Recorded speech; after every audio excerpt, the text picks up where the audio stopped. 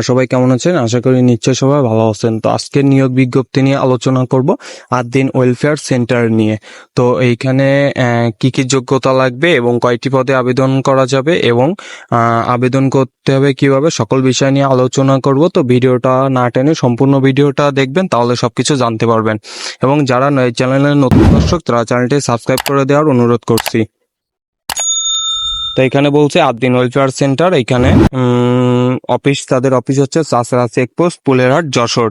তো এখানে বলছে যে মাইক্রো ক্রেডিট রেগুলেটরি অথরিটি কর্তৃপক্ষ সনদপ্রাপ্ত আদ্দিন ওয়েলফেয়ার সেন্টার পল্লী সহায়ক ফাউন্ডেশনের আর্থিক সহযোগিতা দেশের বিভিন্ন অঞ্চলে community health and micro finance কর্মসূচি পরিচালনা করে আসছে। উক্ত কর্মসূচিটা নিম্ন পদের সমূহ পরিশ্রমী লোক নিয়ে হবে। ঠিক আছে।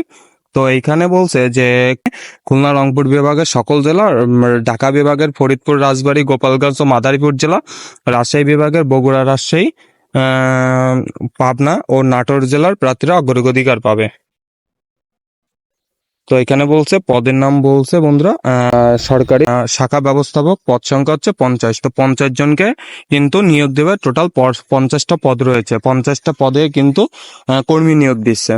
বেতন বলছে যে শিক্ষানবিশকালে মাসিক 21,000 টাকা। শিক্ষাগত যোগ্যতা বলছে যে স্নাতকোত্তর এসএসসি ও এইচএসসি পরীক্ষায় কমপক্ষে জিপিএ 3.50 সহ অন্যান্য পরীক্ষায় ন্যূনতম 2.50 পেতে হবে। অর্থাৎ এসএসসি এবং এইচএসসি পরীক্ষায় কমপক্ষে 3.50 পাওয়া লাগবে এবং অন্যান্য পরীক্ষায় 2.50 পেতে হবে।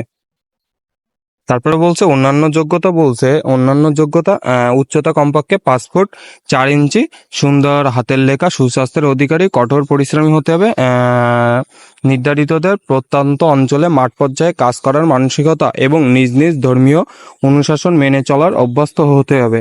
অন্যান্য সুযোগ সুবিধা বলছে যে শিক্ষানবিশকালে কমপক্ষে 6 মাস, শিক্ষানবিশকাল শেষে সংস্থার নির্ধারিত বেতন কঠোর অনুযায়ী মাসিক বেতন সহ প্রভিডেন্ট ফান্ড, গ্র্যাচুইটি, উৎসব বোনাস, বৈশাখী ভাতা প্রদান করা হবে। অর্থাৎ তোমার যে 21,000 টাকা, এটা কিন্তু শিক্ষানবিশকালে বেতন দিবে। আর তোমার শিক্ষানবিশকাল 6 মাস শেষ হওয়ার পরে তোমার কিন্তু এখানে অনেক কিছু যোগ হবে, যেমন বেতন সহ প্রভিডেন্ট ফান্ড যোগ হবে, গ্র্যাচুইটি যোগ হবে, উৎসব বোনাস, বৈশাখী ভাতা প্রদান করাবে। ঠিক আছে। তারপর বলছে পরবর্তী যোগ্যতার ভিত্তিতে শাখা ব্যবস্থাপক হিসাবে পদোন্নতি দেওয়া হবে। এছাড়া কর্মদিবসে অফিস কর্তৃপক্ষ দুপুরের খাবার ব্যবস্থা আছে। ঠিক আছে। তো এখানে বয়সের সর্বোচ্চ বলছে যে 32 বছর, এখানে সর্বোচ্চ বয়স বলছে 32 বছর। অন্যান্য শর্তাবলী বলছে যে খামের উপর অবশ্যই পদের নাম উল্লেখ করতে হবে। অর্থাৎ তোমার পদের নাম উল্লেখ করতে হবে। ইতিপূর্ব উক্ত পদ সময়ে যারা পরীক্ষায় অংশগ্রহণ করেছেন এবং যারা অধ্যয়নরত আছেন তাদের আবেদন করার প্রয়োজন নেই। অর্থাৎ যারা এখানে আবেদন মানে যে এখানে অধ্যয়নরত আছে, মানে যারা এখানে কাজ করতেছে, তাদের এখানে আবেদন না করার কথা বলছে। তারপরে মোটরসাইকেল চালানো জানতে হবে। ঠিক আছে। আচ্ছা, পরীক্ষার আবেদন কিভাবে করতে হবে? আগ্রহী